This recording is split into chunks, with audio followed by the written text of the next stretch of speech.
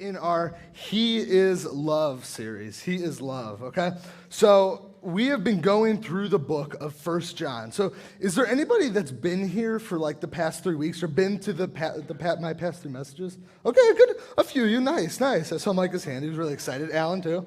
But I am excited to keep digging in today because we are going to take a lot of the stuff that we've talked about in the past few weeks and kind of bring it together in some of the stuff we're going to talk about today. So the first week, then, we talked about lies, right? Whether it's lying to God, lying to ourselves, or lying about God. And then the week after that, we talked about love and our responsibility to grow for one another, to help one another grow closer to God, right? And then last week, we talked about selfless love and loving one another without thinking of ourselves first, but thinking of everybody else that's around us first. And so this week, we are going to talk about something that is very important to all of us, whether we like to admit it or not, and that is our identity. So when I was in high school, all right, I was a pretty big deal in my youth group, okay? Like, not to brag, but I was a pretty big deal. And some of you might know this. Some of you might not. But some of you already know what I'm talking about. That I had a YouTube channel in high school. Some of you might already know this. No, it was not, Micah. It was not. And that was it was pretty impressive. I guess they're pretty funny videos, okay? But instead of me describing it to you, I'm gonna show you a video. So why don't you go ahead and hit that? Yeah, Tom. Is it recording? Yeah, it's rolling. Oh. Okay. Hello, my name is Ralph, and I am here to sell you the ultimate need of any household. Oh. The ultimate Frisbee. Here's the size of a regular ultimate Frisbee, and the ultimate Frisbee. It's 3 times as big for 3 times the fun. Look, 1, 2, 3. You can throw it. You can catch it. You can sit on it. You can sit with it. You can eat it. Go right now and we'll throw in a complimentary volleyball. What was that for? Did you tell him about the second one yet? Well, I'll also give you this cool sound-making stick.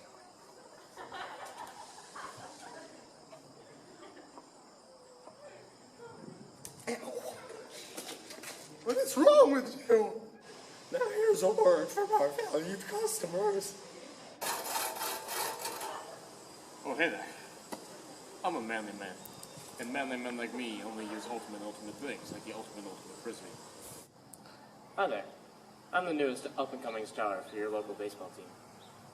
I have a promising future, and I've been paid to tell you that I use the ultimate Frisbee.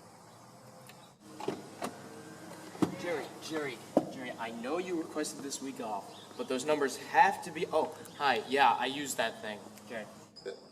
It's extra big, extra colorful. And if you're a parent and you call right now, I will throw in this exclusive bead instead. But when that Frisbee goes through that window, you can get this ultimate Frisbee for a low price of $437.99. Call right now. Oh, it's never happening again. Sorry.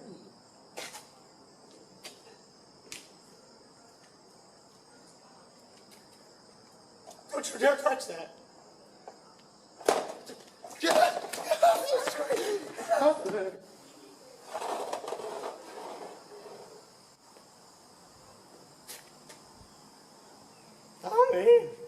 Tommy. All right. Okay, there's just a few. How many subs did we get? We had 50 or something. So quick, I want to clarify some stuff. First of all, the guy that was with me, he was my best man at my wedding, so that was pretty awesome. He stuck around for a while. So And then also, I swear, that is not the voice that I had in high school. That was totally a bit. I swear to you. And no, I can't do it again. I've been asked to do it again, and I cannot, okay?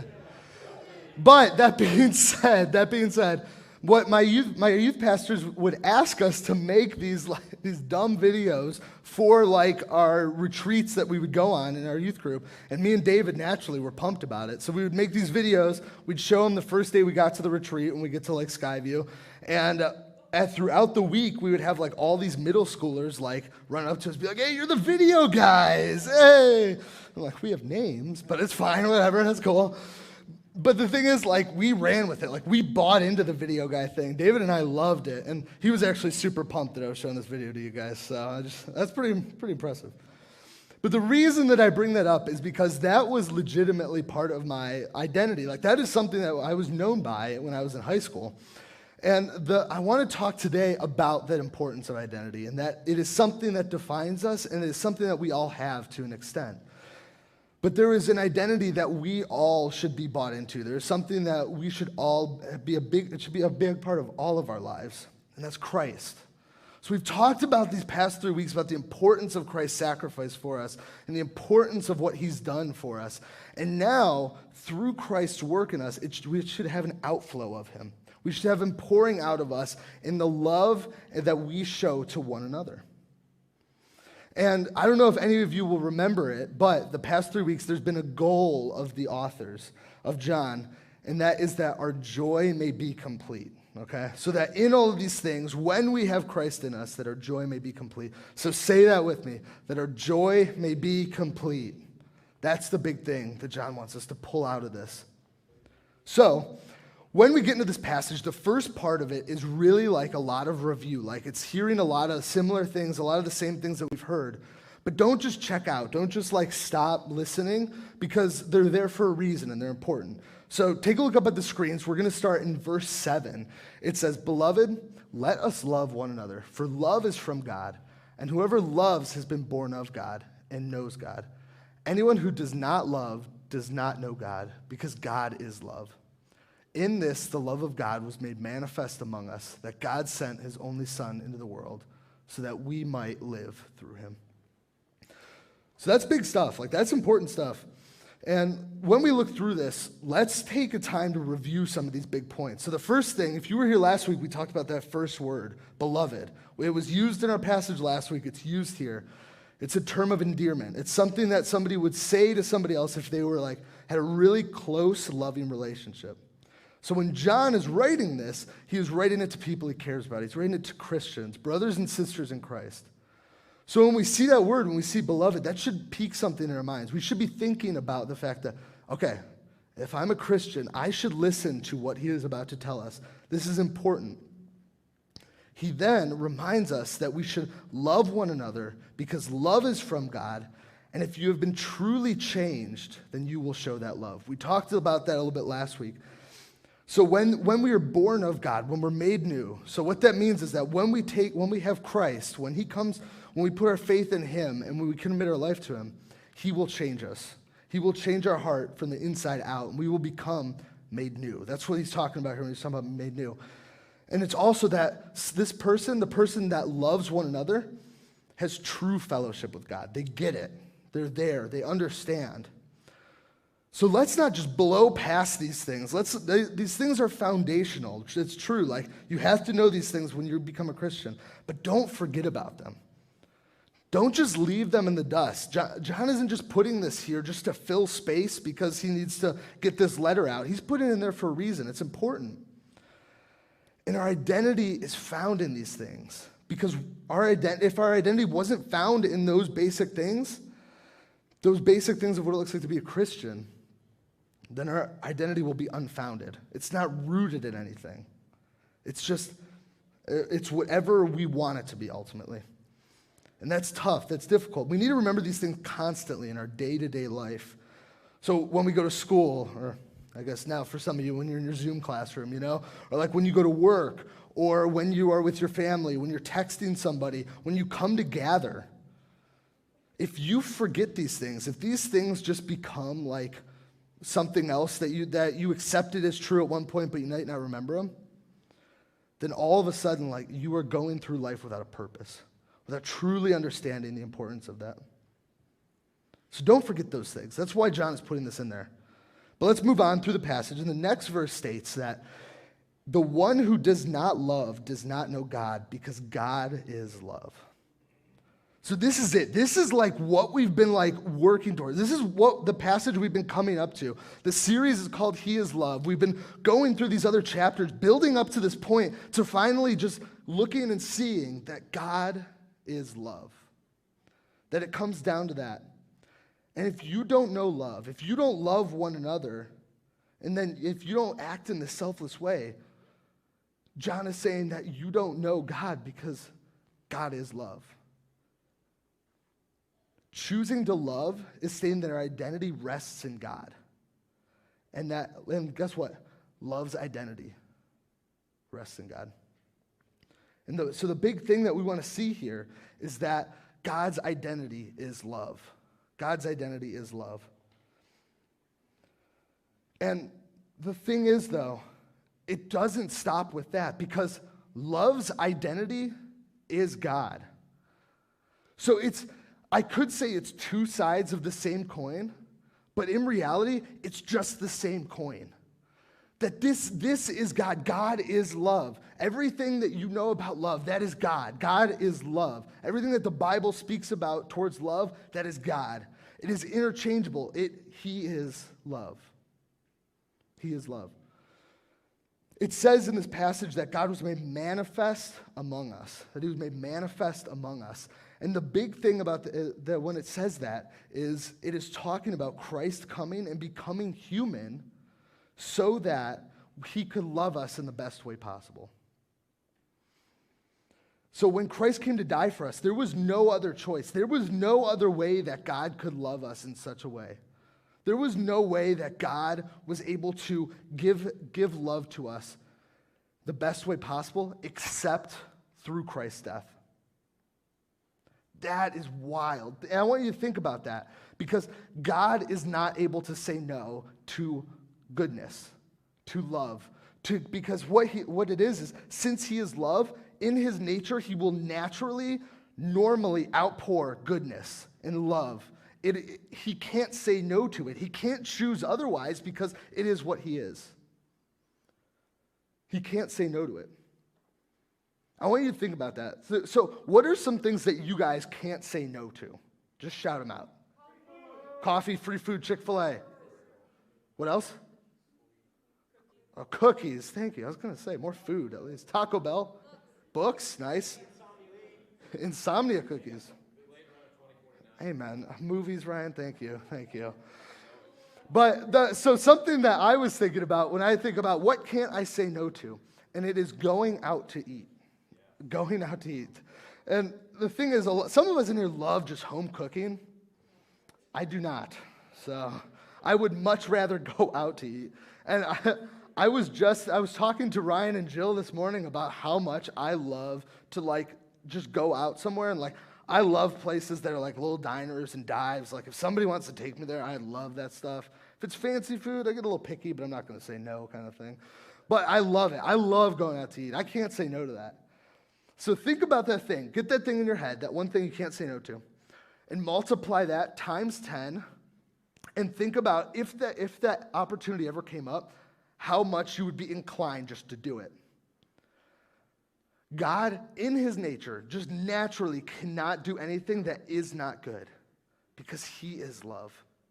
He will always go to goodness, and he will always go to goodness in the best way possible. And in knowing that, our joy may be complete. But we're going to keep going. So this next section of this passage is getting into what our identity is and why our identity is so important. So take a look. It's on the screen already. It says, in this is love, not that we have loved God, but that he loved us and sent his son to be the propitiation for our sins. Beloved, if God so loved us, we also ought to love one another. No one has ever seen God. If we love one another, God abides in us, and his love is perfected in us. So we read this passage, we want to realize, and we want to take in just initially, that there's nothing that we could have done to do this, that this is God doing this for us. This is his son being made manifest. Remember that word, being made manifest, coming and walking among us, being human to love us in the best way possible. That is what he's talking about, is that God did this for us. He is the one that loved us first so well. But there's a weird word in there, propitiation. Has anybody heard this word before? Okay, a few of us. We don't use this day in and day out, and that's okay if you don't know what it means. But propitiation, what that word means is basically satisfaction. Satisfaction. See, God, we've talked about how God is love, and he will love first and foremost, but God is also just, and he is wrathful. And so when I say that, that means that God cannot be with anything that is not in his nature, that is not like him, that is not goodness. He can't be with it. He can't be with sin. And so when you hear that, that should pique in your mind like, so does that mean he can't be with me because I sin? And the honest answer is yes, he can't be with you because we sin. So that is why, in love, in the most love that he could show, he had to send his son, he had to send Christ to die, and to live that perfect human life, the sinless human life, so that when he went up on the cross and he was going to die, there was no sin that was going to ever take him to hell. There was nothing that was going to separate him from God. So he took on everybody else's that chooses to follow him, that comes to him. He took on that sin for us. That is selfless. Like, seriously think about that. We are destined to not be with God for eternity, so he gives himself so that we could be with him. That's love. That's big. And don't forget that. So John then follows this up with saying, because that is true, we should be loving one another. Because that is true, we should be loving one another. And that's why our identity rests in God's love. Our identity rests in God's love. And it's just that simple, is that we should be giving this love. We should have this love being an outpouring out of us. And because he goes on to talk in this passage that, and this is really important, it could be a little complex, so track with me here for a minute, that nobody has ever seen God, right? Except for Christ. When Christ walked among us, we saw him, but nobody has seen the Father. Nobody has seen the face of the Father.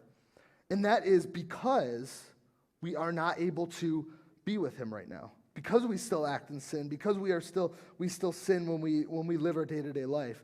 Even though God views us as righteous, he views us as made new, we can't be with him until there's going to be this one day called that where we are glorified, or it's called glorification. So say that with me. Glorification. There we go. It's a big word, but it's ultimately when we get to see God in his full glory and we get to give him praise and worship, and it is going to be awesome. But right now, we are not able to do that. We are in a place where we still commit sin. And so we are not able to see the face of God. But when we love each other, when we show one another love, people are able to see God through that. All right, so let's think through this a little bit logically, all right? So no one can see God face to face. We know that. Not until that future day. But if our identity rests in God, and God is fully and completely love, and then through that, God is working out of us to love one another, we are able to let people see God through our loving actions because he is love. So think about like this. So you went to California, right? And you had the best cookie you have ever had in your entire life. Like it was like, I don't know if this is a good word for a cookie, but it was moist. I'm sorry. But the cookie, it was like moist and like it was warm and like it was soft, but not too soft. Like it was cooked all the way through, and it the chocolate like kind of melts in your mouth, and it is like the best. And then so you leave California, you come back to Ohio, and you go to your friend's house, and you're like, bro, I had this sweet cookie. It was amazing. And you go to describe it and you start telling them all these things and you're like, that's just not enough. So you start like making the facial expressions that you had like when you were eating the cookie. That's good stuff, you know? But that's just not enough either. So you're like, I gotta find the recipe. And you go and you make the cookie and you have them try it. And it's pretty close, but it's not there. And you're like, all right, we're going to California, all right? And you like get in the car and you're ready to road trip there because you want your friend to experience that cookie. That is what I'm talking about here, is that when we live our day-to-day life, when we go out and we show that ultimate love to one another, when we express love, selfless love, people will be able to see God through that. You'll be able to see God's face through your actions. And that is big. That's a big deal because now you get to show others what God looks like. So when somebody says, what is God like? You'll be like, let me show you. And let me ultimately point you back to him. Because the end of this passage that we just read says that God's love is perfected in us. And that does not mean because it's with us, because it's with humans, that like it is made perfect because we're awesome. It's not that. But it is because God was able to show that ultimate act of love through Christ to us, and ultimately it comes to fruition through our actions when we love one another. That is wild that we get to be representatives of God like that. So we should take that opportunity and run with it. And so that when people ask us why we are so joyful, we can point to the fact that our joy is made complete in him. The last section here is something which we have to understand is about abiding or being in us. So take a look up on the screen. Starting in verse 13, it says, by this we know that we abide in him and he in us, because he has given us of his Spirit. And we have seen and testified that the Father has sent his Son to be the Savior of the world. Whoever confesses that Jesus is the Son of God, God abides in him and he in God. So we have come to know and to believe that the love that God has for us, God is love, and whoever abides in love abides in God, and God abides in him. This passage starts out real strong by saying that we abide in God and he abides in us. He is with us. He mutually wants to be with us. And so when Christ was made manifest, so remember that word, when Christ was made manifest and he walked among us, God was able to see and to look at what temptation is. How it is difficult to be this human life. Though he never gave in, though he never sinned, there was this reality to see it. And so now God is able to feel and see where we are at and what we are experiencing. And he sees that because we're not like Christ, because we don't have God, because we're not God, we need help. So he sends the Spirit to be with us, the Holy Spirit, that is God completely being with us, to be able to push us in the right direction, to push us to be more like him, push us to choose the loving action, to push us to ultimately show Christ to others around us. Because he knows that we can't do it alone. Until that day when we're glorified, we can't do it alone. We need him to help us get there. And that is complete when we have joyful submission to the Spirit. So you don't have a spot on your paper for that, but write it down somewhere on your paper. Joyful submission. Joyful submission. And that is when we willingly choose to go and live under the Spirit, to live under God out of a pure joy and a pure love for him. The next three verses, the last part of this passage, are wildly important. Like John is finally getting to his point, and it's like, this is it. This is what we've been building up to. This is what we've been coming to. I want you guys to see this. And he is saying that if you confess that Jesus is the Son of God, that God will abide in you. And you will abide in God. So when we have come to know and to believe the love that God has for us, God is love. And whoever abides in love abides in God, and God abides in him. He says that 3 times in this passage because it is important. And that is because our identity lies in our faith in God's love. That when we choose to go this way, when we choose to follow, John has given us a guarantee that this is what life is going to look like, that God is going to be with you if you truly choose to follow him. And he's going to send his Spirit to walk with you because he knows you can't do it alone. So at the very least, and also at the very most, this means that you understand the love that God has shown you. And now God is working out that love in your life to others around you. So here is a big takeaway is don't waste it.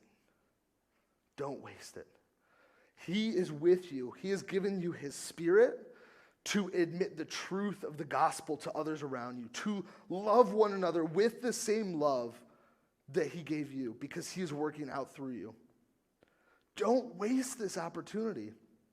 And you're like, well, it's tough right now. Like, it's hard to be with people. Like, there's very few times, especially now with how some of you guys are going to be with school. Like, it's going to be hard to get that time with one another. And so, find new ways to show that self-sacrifice and love. Use your phone to shoot somebody a text. Give somebody a phone call. See how they're doing, because that means a lot. That person that you cannot stand, the person that frustrates you to no end, that you are so excited because you don't have to go to school to see them anymore. Give them a call. Love them. Show them that they are worth it, and show them that you love them the same way that Christ loved you. And my big thing is don't get comfortable. Don't get comfortable. Don't slump down and be like, all right, I'm safe, I'm secure, I believe the things that this passage said. It's good enough. You know, like, if you truly have the Spirit in you, you should feel that, like, that little inkling, that prick at your heart that's like, I got to do something. I should call that person. I should bring food to their house. And if you're not feeling these things, it's time for a heart check. It's time to really see if you understand what the love of Christ is, what the love of Christ looks like. I'm not going to lie, throughout COVID season, it's been hard. I'm an introvert. I love to just stay at home and do my own thing. So there's been some real heart checks on my part to be like, am I showing love the best I can? And out of that, let your joyfulness be complete and let that outflow from you. So there's going to be some questions up on the screen. We're going to do some group discussions, and I'm going to give you guys about 10 minutes. So take time to dig into those questions and really think about what it looks like to live selflessly and to ultimately have your identity rooted in him. So break off to the tables. You guys can bring your chairs with you. You guys are going to get about 10 minutes. Leaders, if you guys could spread out, that'd be awesome.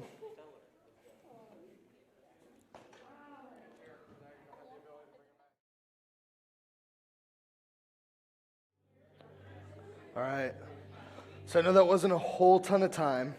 I encourage you to dig more into these questions and keep looking at them, keep thinking about them.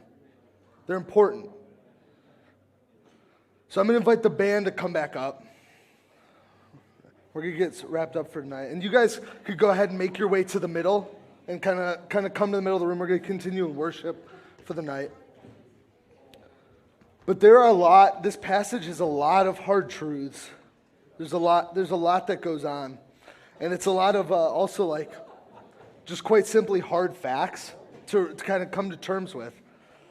But don't let those things kind of push you away from the truth of the gospel. Don't let those things like push you away from the love of it and those little foundational things, because John reminds us of that on purpose. He doesn't just put it in there. He reminds us of that on purpose. And so when we go into worship, I want you to consider those things. So I'm going to pray, and then we're going to continue with the night. Dear Lord, I thank you for today. Thank you for everybody that's in this room. And Lord, ultimately, I thank you for your gospel and the heart that you have given people in this room for it, that we can go and reach out to one another and that we can reach out to those around us and love one another as we remember what you've done for us and that you are outworking in us.